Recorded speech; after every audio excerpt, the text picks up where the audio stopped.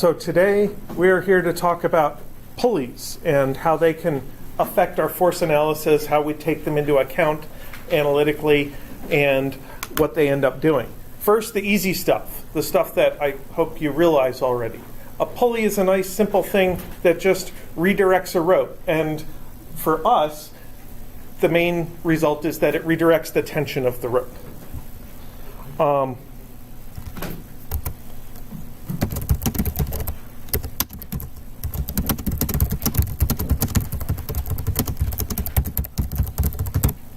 If you have a pulley that is an ideal pulley, it's one that is both massless and frictionless.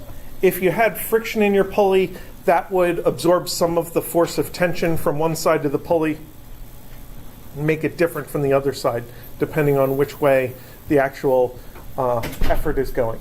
If you had mass in your pulley, that would provide some extra inertia in your system, and we'll see one effect of extra inertia when we do the half-Atwood machine in a little bit. And dealing with the mass or inertia of a pulley is actually kind of a pain.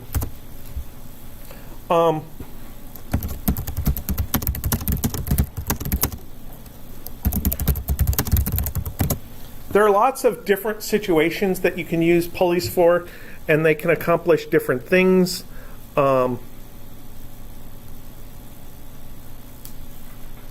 A simple redirection would be if you had a pulley hanging from the ceiling and maybe a rope tied to the wall that goes up over the pulley and is used to hang some box of stuff.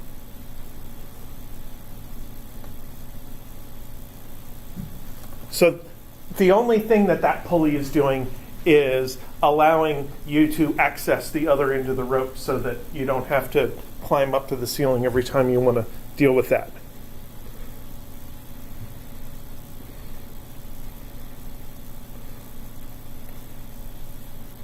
There's something that we're going to deal with a lot. There are devices called Atwood machines, and one of them involves, say, a giant pulley with two masses hanging from it, M1 and M2. The difference here is that in the Atwood type machines, both ends of the pulley are dynamic, whereas with what I call the simple redirection, everything is very static. You know, you can reach over and grab the other end of the simple redirection pulley, but there's no mass there that we analyze. With the Atwood's machines, both masses end up moving, and we have to be able to figure out how to analyze that. And then something more fun is a block and tackle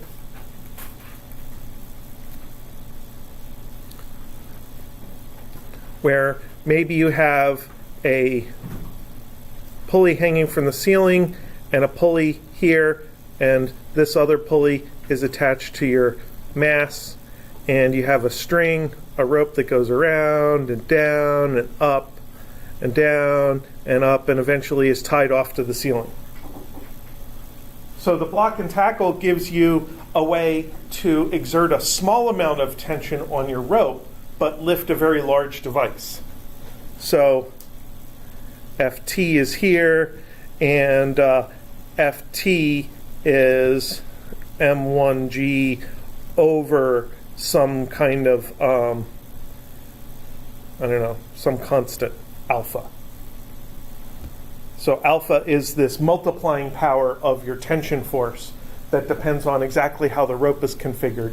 So in order to lift that M1G, which might be a ton, you only have to exert a couple of dozen pounds of tension on the string. And for people who end up taking dynamics or other high-level, upper-level physics courses,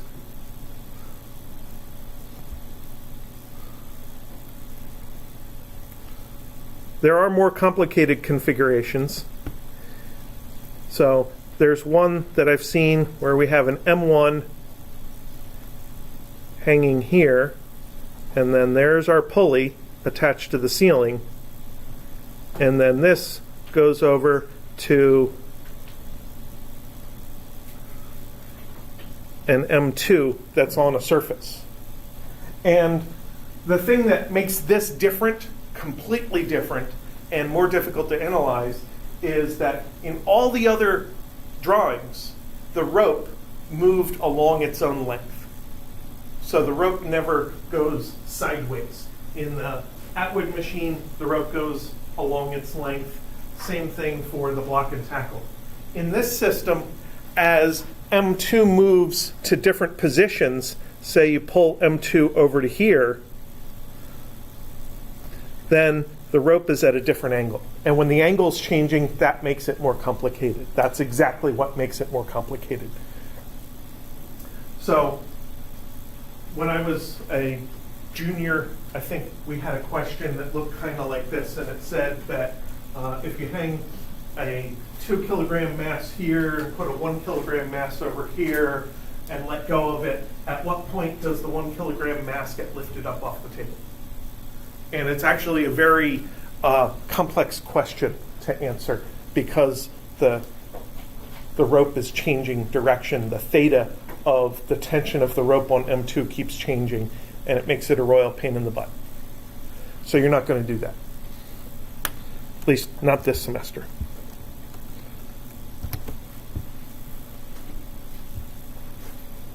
So the typical example that we want to be able to deal with is the Atwood's machines. So let's look at a machine called the half Atwood machine. So the one I drew up here, where you have one pulley and a mass hanging off each end, is the full regular Atwood machine, and you have a lab about that you're going to do after spring break sometime. The half Atwood machine looks like this. It has a table or a horizontal surface that is finite and a pulley over here on the corner. That pulley has to be held in place by some little structure. And up on the table, we're going to place a mass, and that is tied to a string that goes around the pulley, and then down here we're going to put another mass.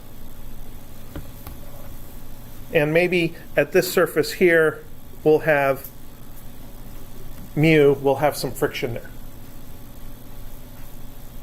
So our task in the half Atwood machine is to figure out what happens. Given a couple of masses, is this system going to move? And if it does move, what's the acceleration? So in order to analyze this, we need two diagrams, one for each mass. So this is M1, and that is M2. And with all force diagrams, of course, we just want to figure out at first what are the forces that we're dealing with that affect that object. M2 is easier. M2 is affected by Fg2, which is M2 times G. That's the distance force.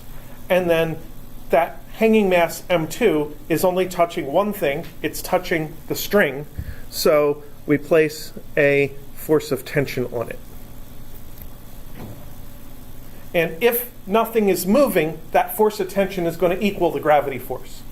But if there's an acceleration, it's going to be different. So that's going to be part of our task, is to find the acceleration and to find the tension if there is that acceleration. M1 up on the table is pulled down by Fg1, which is M1G, and it is held up by the contact with the table, the normal force. Usually we draw a friction force pulling back. That handles the contact with the table. Then there's also contact with the string, and that is the force of tension.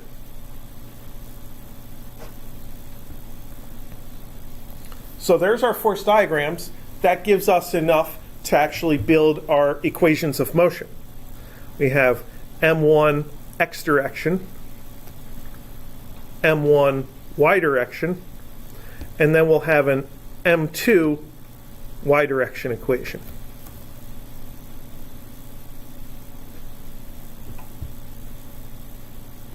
So which one should I do first?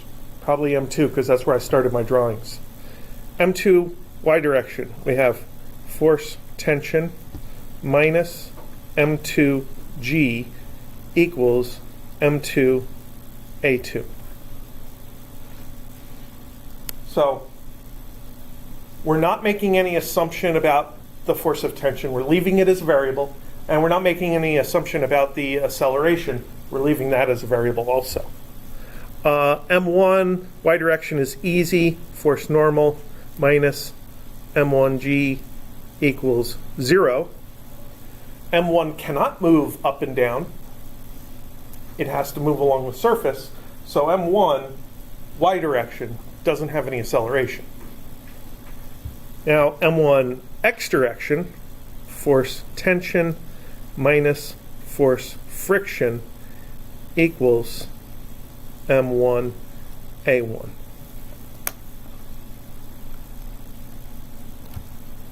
So at this point, it makes sense to think about, if we set this situation up, what would we have control over?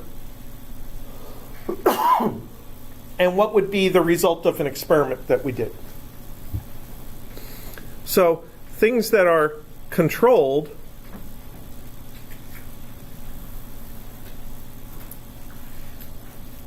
would be things like M1, M2, G, because it has that value, 9.8, and possibly mu s and mu k. Those are constants. We could figure them out by doing an experiment, but they have values ahead of time before we do the experiment.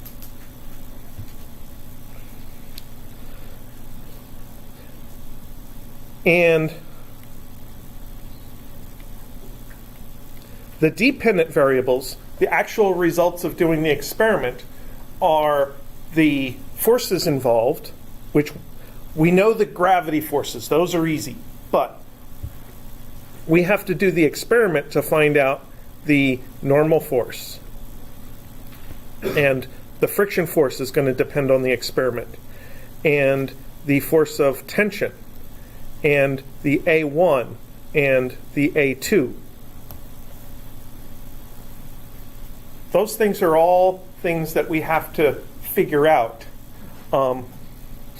either by doing the experiment or by using our Newton's second law analysis and our predictive powers to try to figure them out. So up until this point, we have three equations. So we're going to need some other bit of information.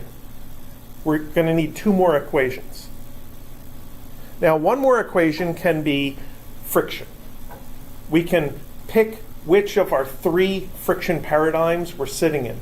Are we in static friction? Are we in the threshold of static friction, the limit of static friction? Or the third one is, are we in sliding kinetic friction? Very often in this situation, we're in kinetic friction because we're talking about it actually moving. So that'll be one more equation. We're still left with 5 variables and only 4 equations now. So we need another link between our variables. So any ideas how we can form an equation between our variables? Some connection between them?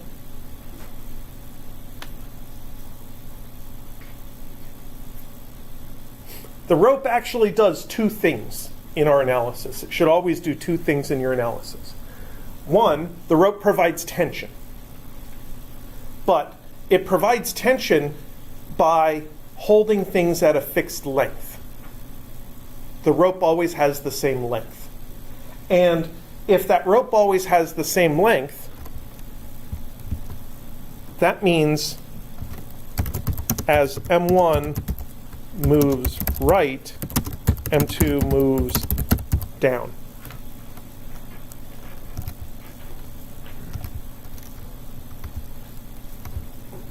So that rope is divided into two segments, the horizontal segment and the vertical segment, and the total of those two segments is always the length of the rope, which means that what I said, as M1 moves to the right, M2 has to move downward.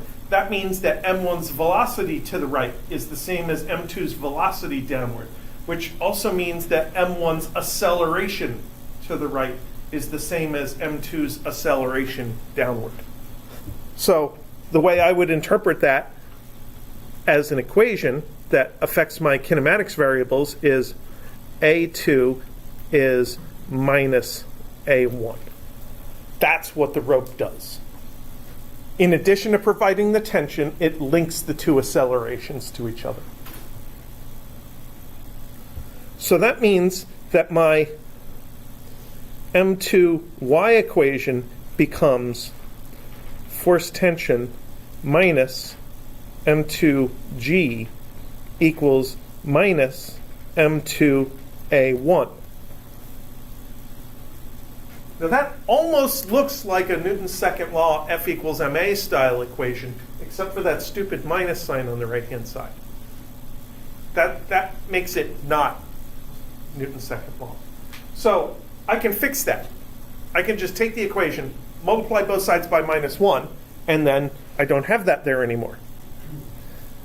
So that would be M2g minus force tension is equal to M2a1. Now it looks like Newton's second law again.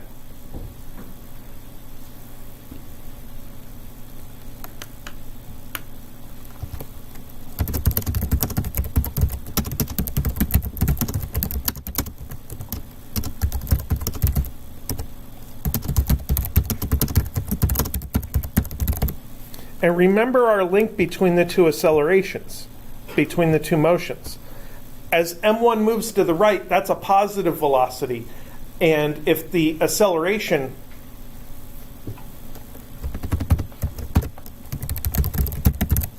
is M1 to the right, if M1 is accelerating to the right, then A1 turns out positive, because we took the x components of M1's F equals ma equation.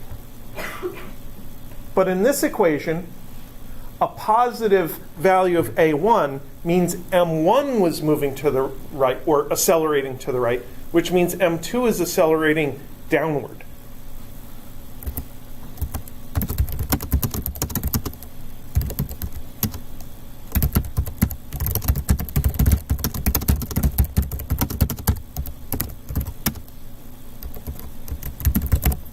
It's almost as if we took the gravity force on M2 and the tension force on M2 and the mass times acceleration of M2, and instead of evaluating components in the y direction, we evaluated components in the minus y direction.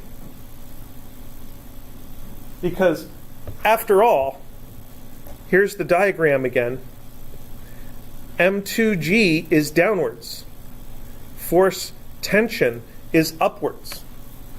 And the downward M2g is positive in this equation. The upward tension is negative in this equation. So it's almost like we did M2 minus y components.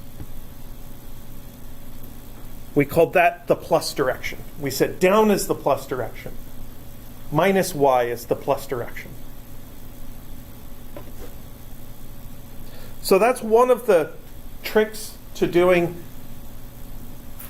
these outward machines analyses, is you want to pick the direction that you expect things to accelerate, make that the plus direction for that object.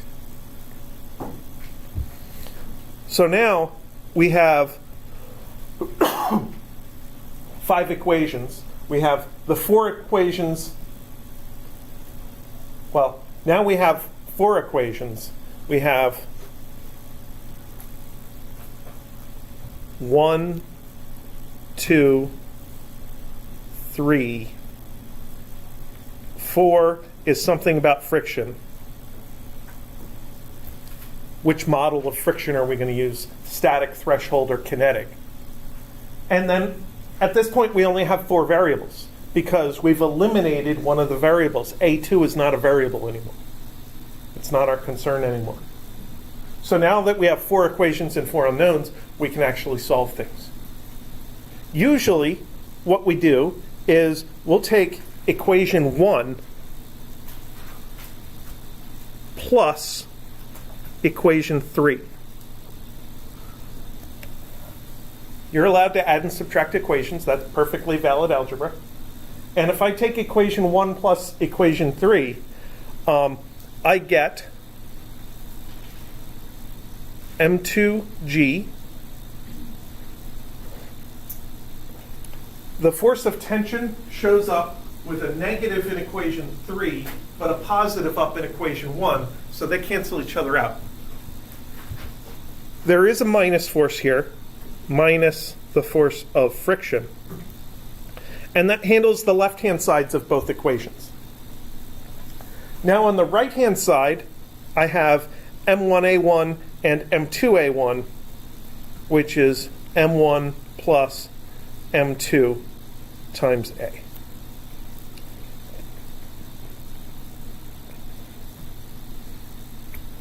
And I'm just dropping the subscript on the acceleration because at this point I only have one acceleration to deal with. I don't have 2 separate accelerations. So this looks like a Newton's second law equation for a composite object, for the object m1 plus m2. And this is kind of similar to a situation we ended up with last week when we talked about 2 blocks hanging from a string that didn't have any pulleys.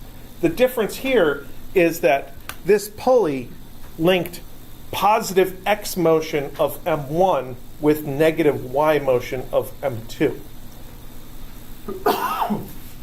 Is it possible to come up with this equation right from the beginning without going through all these intermediate algebra steps? It's actually not that bad. Here's our setup with m1 and m2.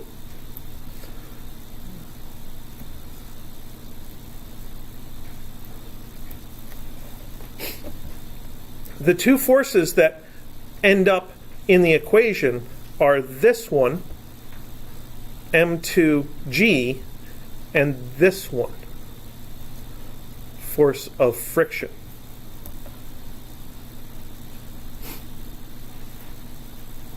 And the way we know whether to put them in or not, and whether to put them in with a plus or minus, is we have to think about the direction of motion.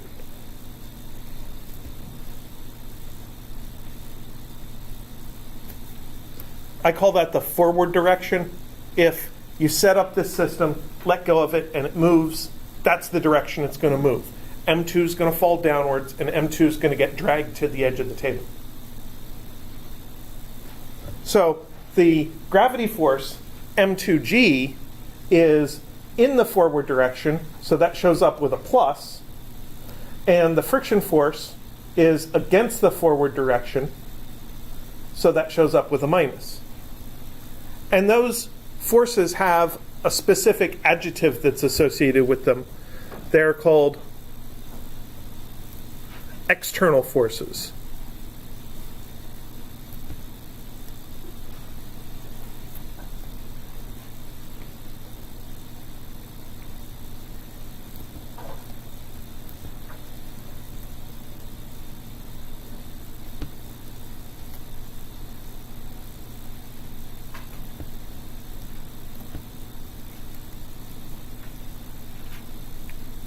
And there's one more criterion for these forces.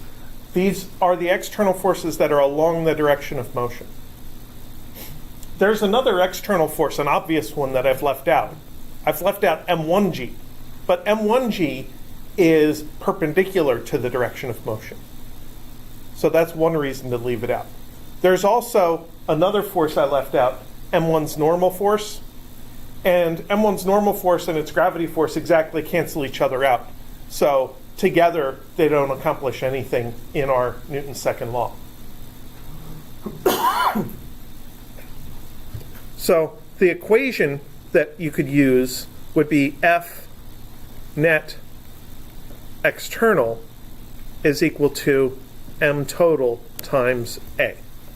Notice on the right-hand side, we don't have just one mass or the other mass. We have all of the moving mass. Both masses together are multiplied by the acceleration.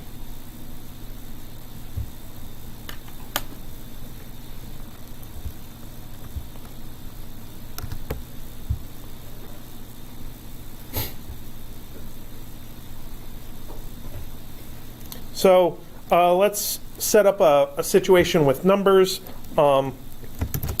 A 2 kilogram mass is placed on a frictionless table.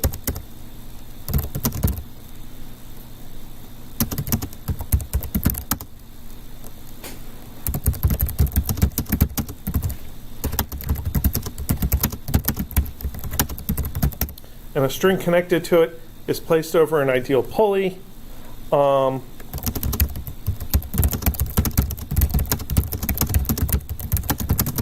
Hanging for the other end of the string is a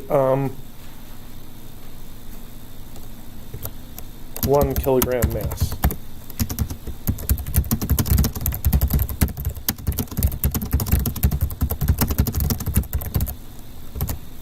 So I want to know what's the acceleration and what's the tension in the string. So we have M1 is the heavier one at 2 kilograms, and M2 is 1 kilogram.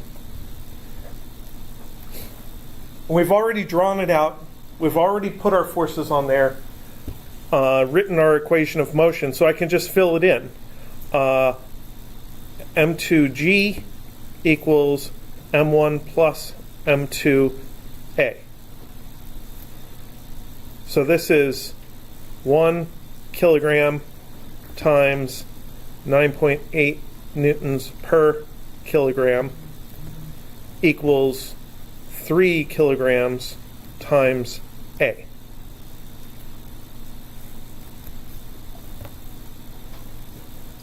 So that turns into 9.8 meters per second squared over 3 is A is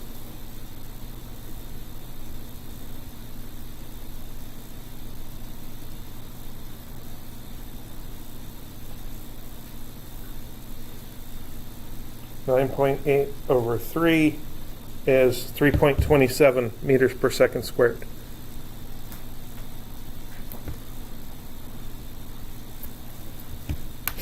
So this system does not accelerate with the same acceleration as free fall because it's not free fall. Only 1/3 of the mass is actually getting pulled down by gravity, but all 3 parts of mass, the 1, 2, 3 kilograms, have to move. So that's why the acceleration ends up being 1/3 of the 9.8 meters per second squared of free fall acceleration.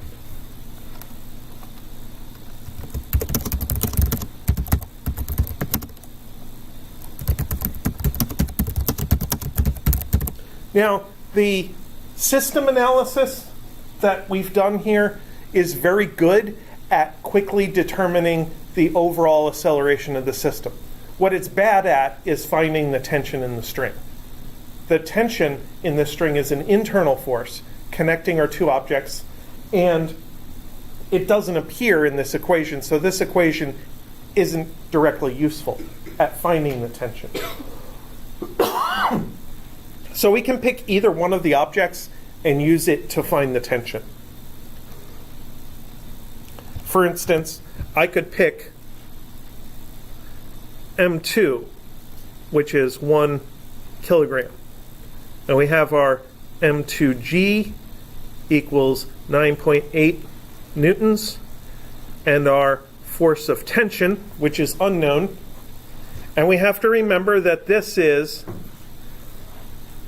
A sub y equals minus 3.27 meters per second squared.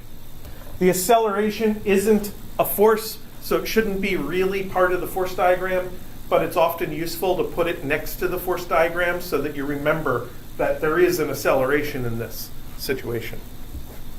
So now we can say force tension minus 9.8 newtons is equal to 1 kilogram times minus 3.27 meters per second squared.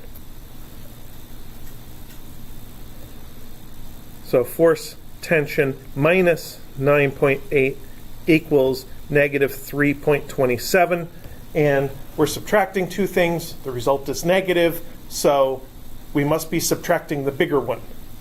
The force of tension ends up being smaller, and the force of tension is equal to 6.53 newtons in this case.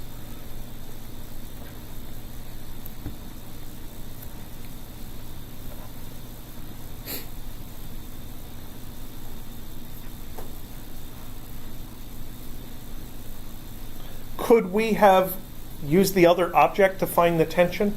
Yes. We definitely could use either object to find the tension. So we could think about M1 and its force of tension and say force tension is equal to 2 kilograms times 3.27 meters per second squared, and get 6.54 newtons. We didn't have any friction in this ideal case. It was a frictionless table, so the business part of the force diagram was really easy. Of course, there were these other two forces, but they're not part of what I care about right now. The M1G is down, the normal force is up, they cancel each other out. I don't care what the normal force is, so there's no point in writing the y equation and solving it. And the only reason that these are different from each other is round-off error. It's very common to be off by 1 notch in the very last digit because of round-off error. So that is the easiest case of pulleys to deal with, is the half-Atwood machine without friction. With no friction, any mass hanging over the side of the table will motivate this system to accelerate. It doesn't matter how small M2 is in that top equation, there's nothing to oppose it. So the tiniest little bit of mass hanging over the table will eventually drag the other mass off the table.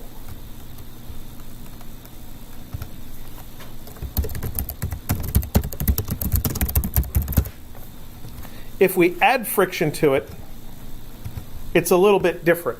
Well, it's a little bit more complicated.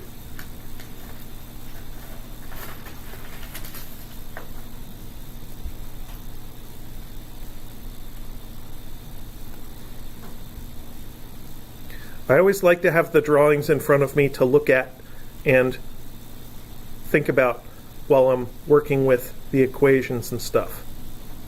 So even if I'm drawing the same thing over and over, I like to have it in front of me. So my system equation, again, is M2G minus force friction is equal to M1 plus M2A. And that's my positive direction. So if acceleration comes out positive, it means the acceleration is in that direction.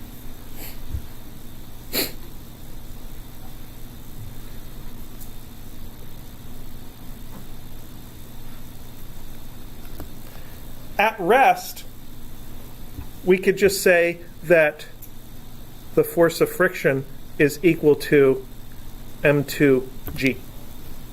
Since at rest there's no acceleration, that's the easy conclusion. And then we could analyze M2 and have M2G with the force of tension, and we'd find that the force of tension minus M2G is also equal to 0. So the tension is equal to the weight of M2 is equal to the friction force. Everything is very boring.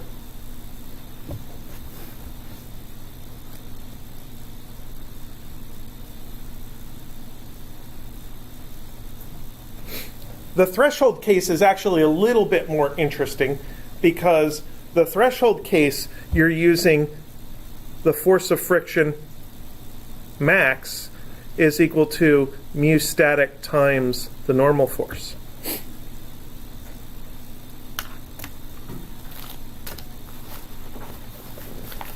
So we're not just assuming that the system is at rest. We do assume the system is at rest.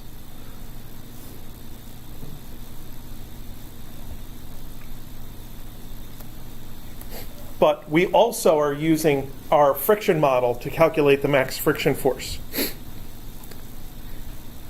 So then, how much is the normal force? The normal force is generated on M1 because gravity is pressing M1 against the table. So that normal force is just M1G.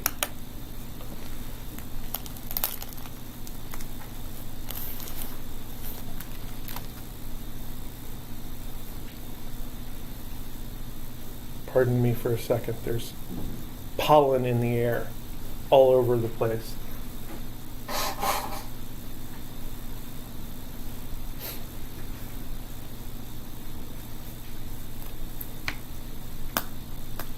And just in case there's more than just pollen, I will use the semi-effective hand sanitizer. Because who's got 20 seconds to wash your hands? I don't have that kind of time.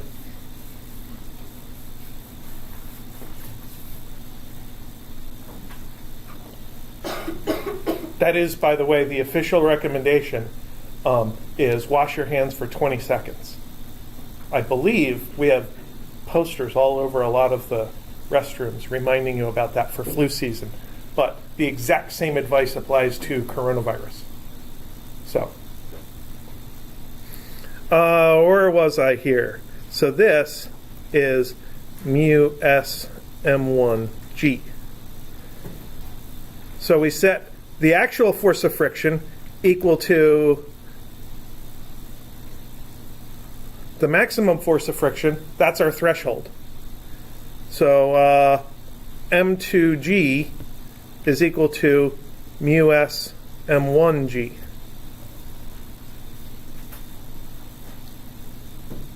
And the g's cancel, and we find out how much mass we're allowed to hang on the rope before it starts to move.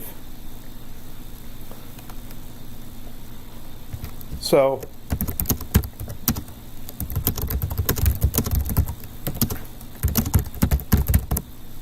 if M2 is less than this much, there's no movement.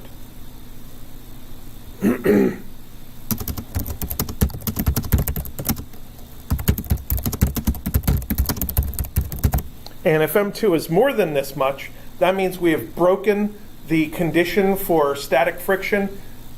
Remember, the condition is based off mu s times the normal force. Your friction force has to be less than that. But now we're switching to kinetic friction, and we'll now say that the force of friction is equal to mu k times the normal force.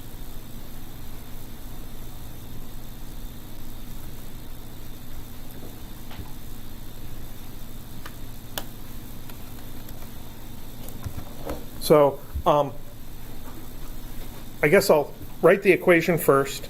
What do we have? M2G minus force friction is M1 plus M2A. That's the generic equation. So now this is going to turn into M2G minus mu K M1G equals M1 plus M2A.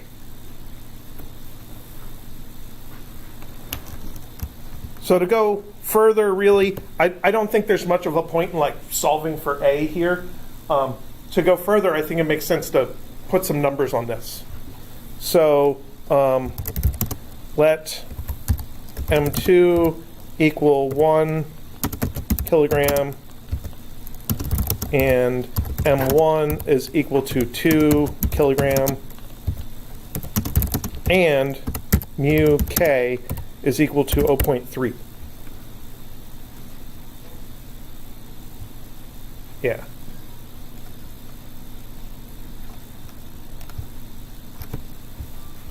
So then this turns into the pulling force, which is 1 times 9.8. The friction force, which is 0.3 times 2 times 9.8, equals 3 kilograms times A. So this is 9.8 minus, I think this turns into 5.88 is equal to 3A.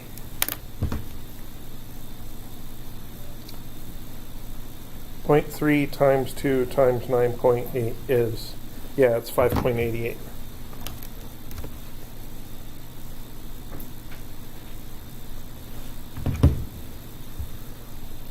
So 3.92 newtons is the net force on the system, is 3 kilograms times A. So divide by 3, and we get our acceleration is 1.31. 1.31 meters per second squared is equal to A.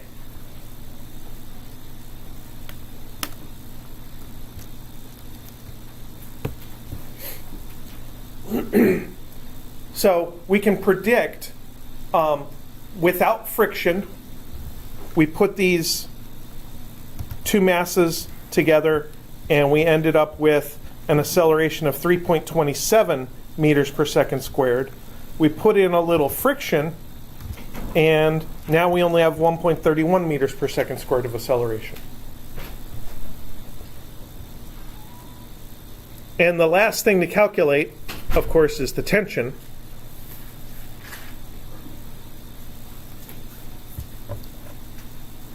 And the tension in the string, M2G, force tension, the object is M2, 1.31 meters per second squared. So we have force tension minus M2G is equal to M2A2. So force tension minus M2 was 1 kilogram, so that's 9.8 newtons, is equal to 1 kilogram times negative 1.31 meters per second squared. So the force tension is 9.8 minus 1.31, which is 8.8, 8.3, 8.29 newtons. So the tension force is not equal to the weight of the hanging mass.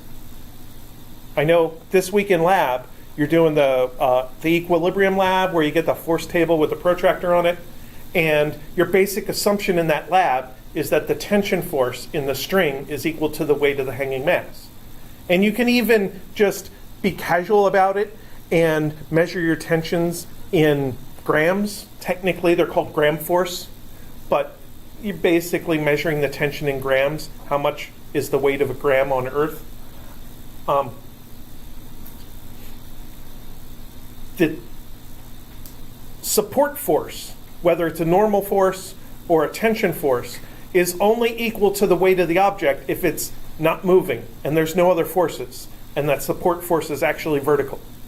And those three conditions are true in the equilibrium lab that you're doing this week. Those three conditions are not all true in this situation because we actually have some acceleration. So that's what makes it a bit different.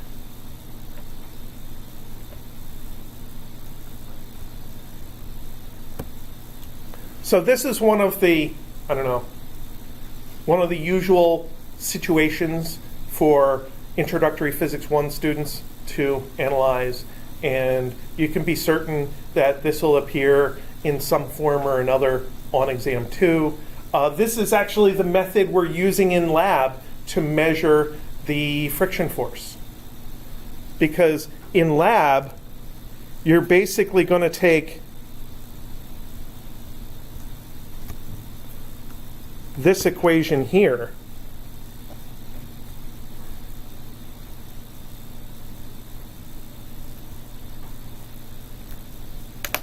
and you'll know M1 and M2. You'll measure the acceleration in lab and use that equation to find the force of friction. And that's part of your data point, is the force of friction. And then separately, you'll know the force normal, because that's just equal to M1G. And then you can make a graph of the force of friction versus the normal force. And hopefully, you'll find that the force of friction matches this kind of a formula. And the slope of your graph will be the friction coefficient.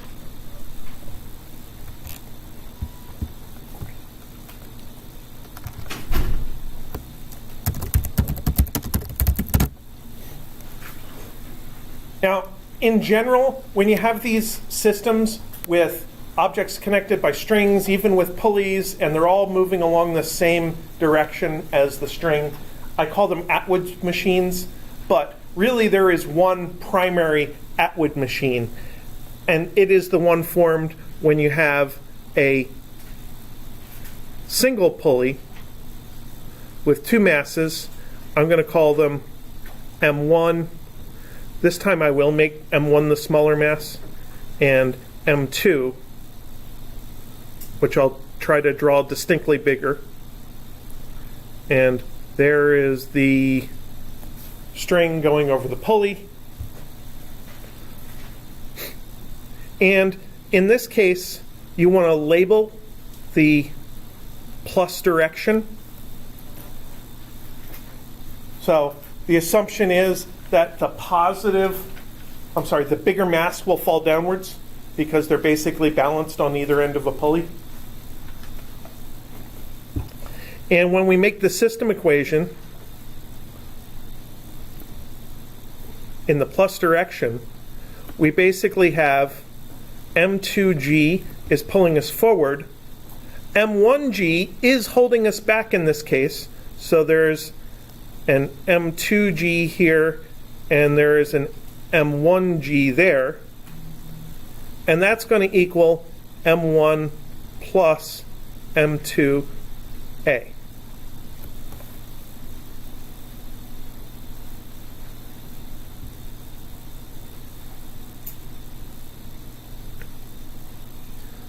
So very frequently, we'll take this and call this delta M times G, just to consolidate it and turn it into a single number. And this is M total times A.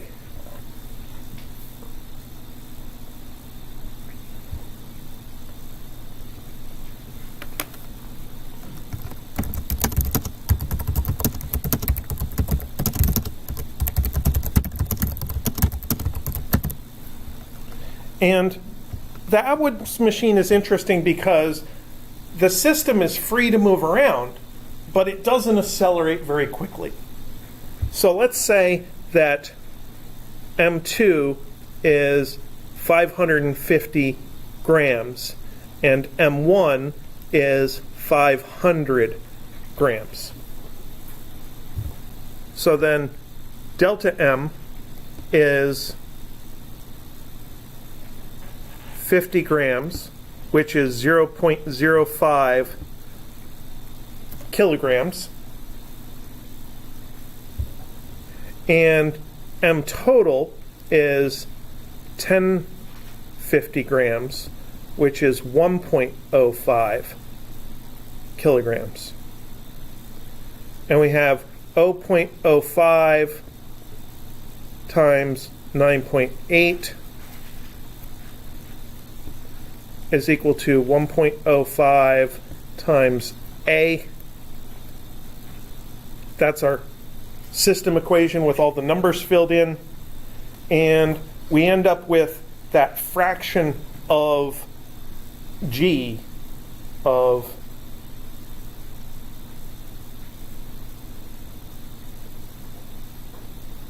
it turns out to be 0.47 meters per second squared is equal to A.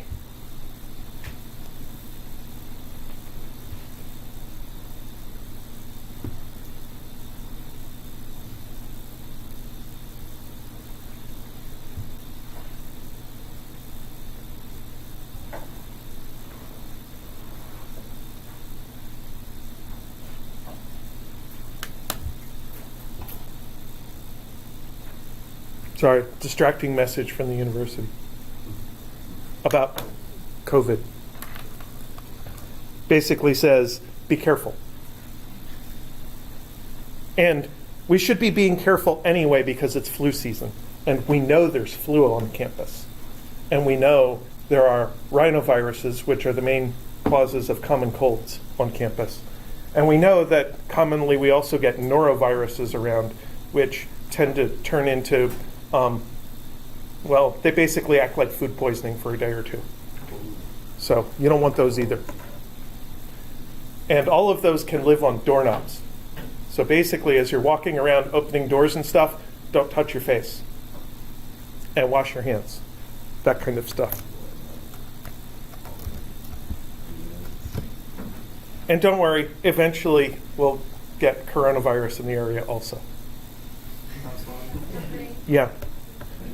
Well, why should we agonize and worry about the inevitable?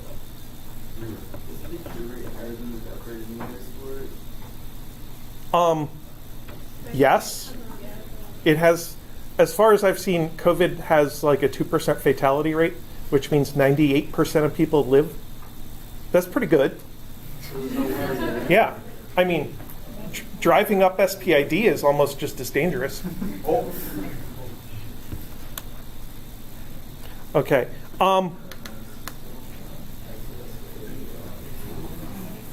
One thing that I want to point out about this is what is the tension in this case? So these masses weigh 4.9 newtons is FG1, and FG2 is 5.39 newtons, I think. 0.55 times 9.8 is 5.39, yes. So, does anybody want to take a guess about what the tension is in the string? My guess is in between those numbers, because the tension in the string has to be strong enough to lift M1 upwards, to accelerate M1 upwards. But it has to be weak enough to allow M2 to accelerate downwards. So the tension in the string in an Atwood's machine is always in between the two weights when measured in newtons.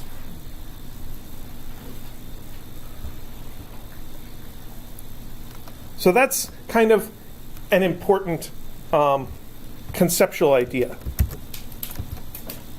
Okay.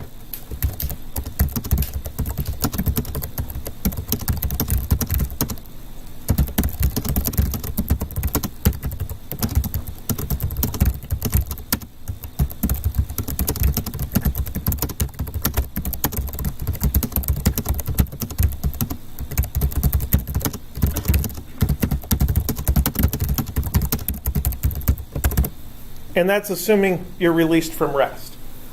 We have this problem with English language descriptions of kinematic situations that we always want to describe the motion, not the acceleration. But if you start from rest, the motion and the acceleration are in the same direction. So, all right. What else can I do to this situation? I'm going to set up homework 3B. I had posted homework 3A, and it has a note, hey, this is the first part of homework 3. And then homework 3B still needs to be released. But I'll open up homework 3B. It'll also be due at the end of spring break. And it's going to include what I call a 3/4 Atwoods machine, or at least one 3/4 Atwoods machine. That would be a dangling mass and a mass that is not quite hanging straight down, but it's also not on a horizontal, it's on a tilt. So it's an incline and an Atwoods machine in the same analysis. So that's kind of the most complicated situation for us to deal with. Now, whenever there are current events going on that I have the ability to do a little bit of analysis of, I like to use my math and science skills to try to learn more about them. And one of the things about coronavirus and epidemiology is the fact that there is an exponential growth to a lot of what's been going on. And I wonder if you guys have any interest in taking a quick look at the mathematics of exponential growth, since it's kind of relevant. So,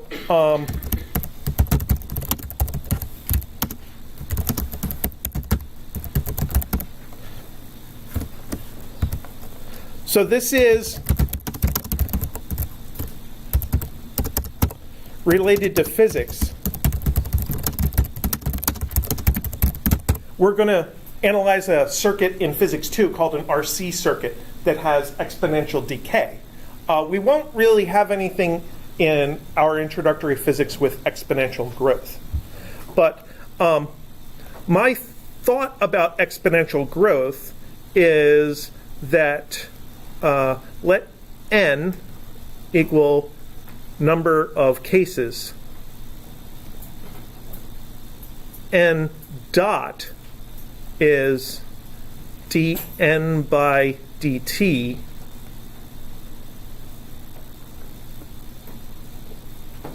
is the growth rate, and the modeling involves trying to make an equation for n dot, trying to say how many extra cases would we expect, and that's going to be some coefficient. I'm going to call it alpha times n. And I'm not a biologist. I'm not an epidemiologist. But I've been told that diseases have this triangle of factors that are involved. There's a pathogen, there's a host, and the environment. Has anybody heard of those things? I've only heard of it recently. So the alpha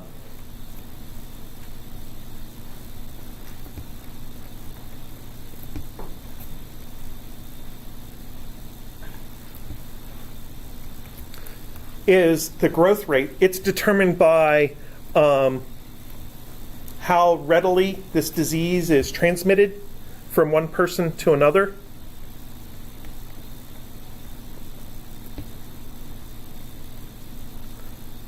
You could call that the contagiousness of the disease.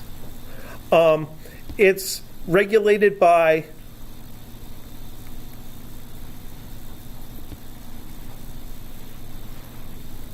the population density, that is the number of interactions between people.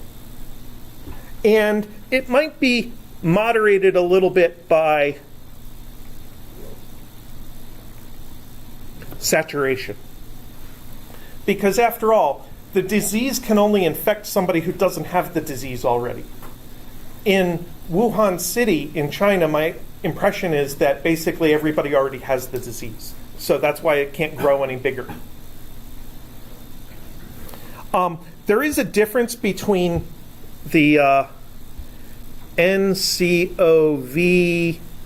COVID-19, that's the virus, and COVID-19 is the disease. So I've heard there are people who get the virus who don't get the disease, mostly children. So apparently kids pick up the virus and then spread it all over the place without ever getting sick, so nobody ever realizes to control and keep their kids clean. So that, I think, is one of the disease vectors for this thing. But anyway, if we have this function of time, n is function of time,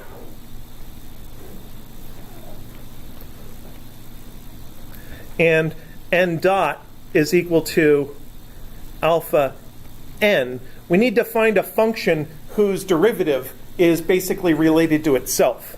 And that means that our function is n is equal to n sub 0 e to the t, e to the alpha t.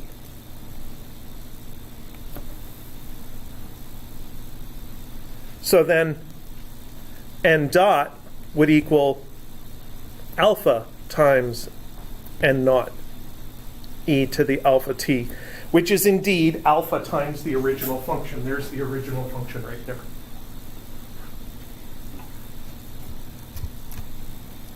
Now, cool thing about exponentials is you don't have to use E Euler's number, which is 2.718, as your base of exponents. You could also say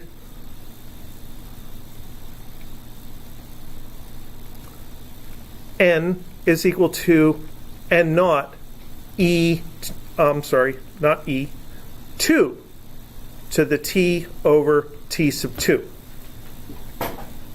So this alternate form of an exponential growth is useful mentally because that t2 means something. It's the doubling time.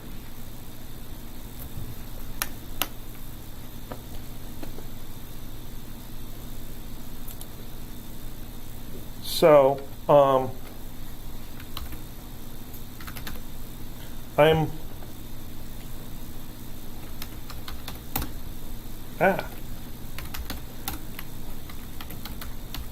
that's what I want to pull up. I'm trying to pull up a graph of this thing.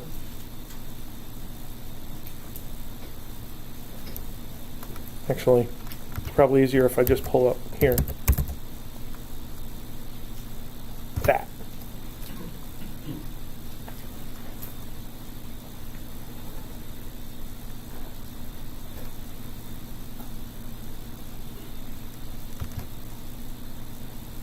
There we are. So this is a graph of cases outside of China since the beginning of tracking. And you can see that the axes make it what's called a semi-log graph. That is, the y-axis multiplies by 10 each time you see a line. And the x-axis is just, 1 week at a time? Yeah, 1 week at a time. And we're on that portion up here around March 1st, where the last couple of days the data has been matching that red line. That is an exponential increase function that I generated for this. And I can adjust the red line by adjusting a single point on the line. That is, what day do I know the actual value?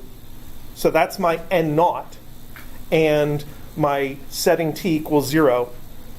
And then the other parameter I have is this doubling time, which I've set for 3.5 days. So currently, the cases outside of China, which is mostly Iran, South Korea, and Italy right now, has been doubling every 3.5 days. So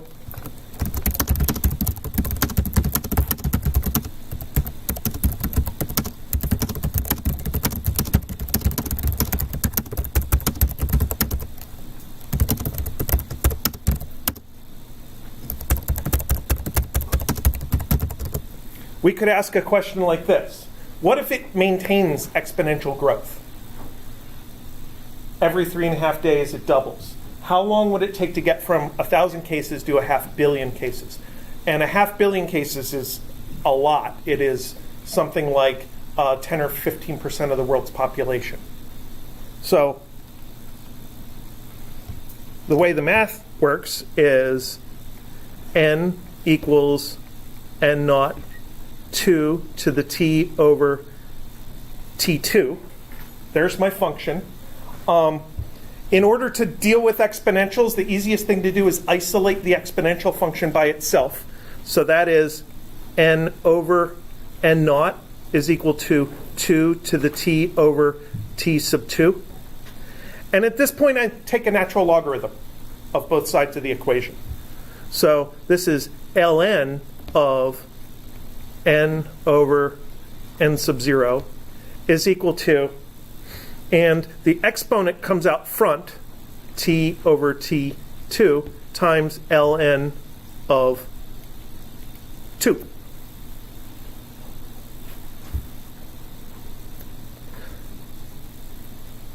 So we're talking about n over n naught is equal to 500,000, because we're targeting an infection rate of 500 million.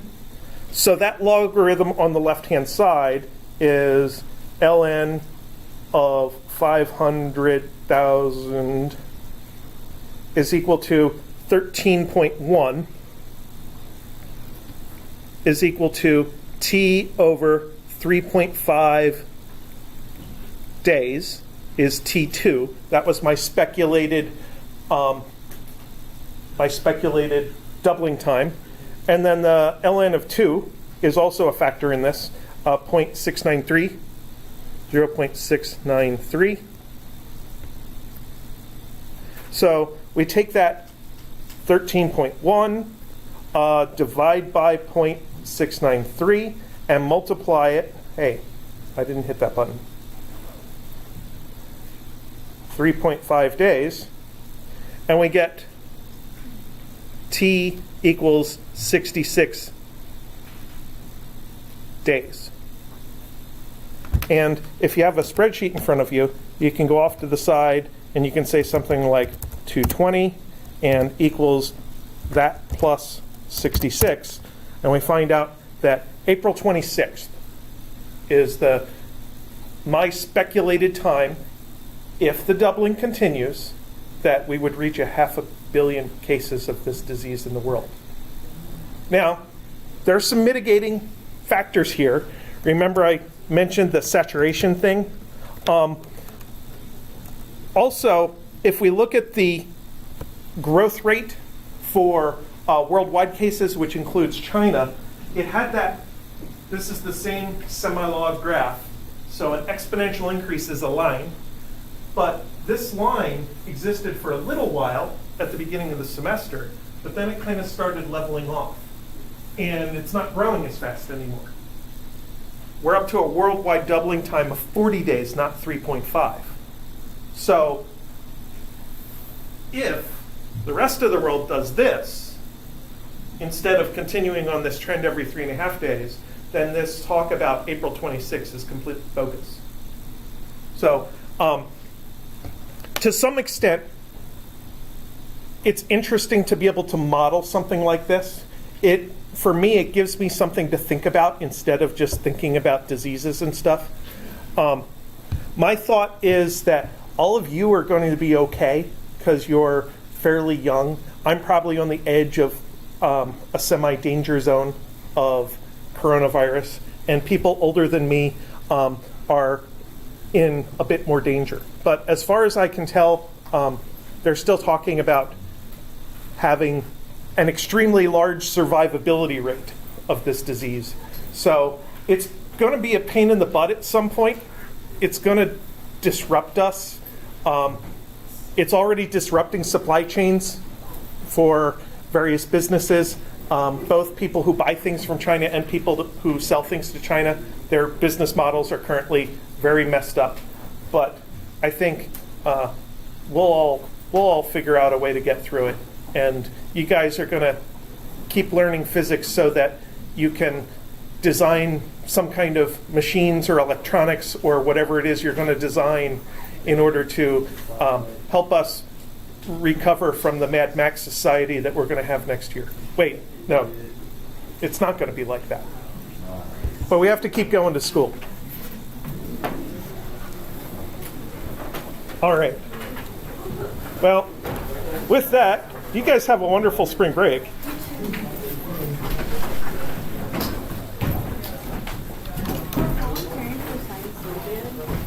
we, like, I haven't gotten any emails or anything, and I filled out that form the day you sent it out. Okay, so you picked a particular time, right? I believe so.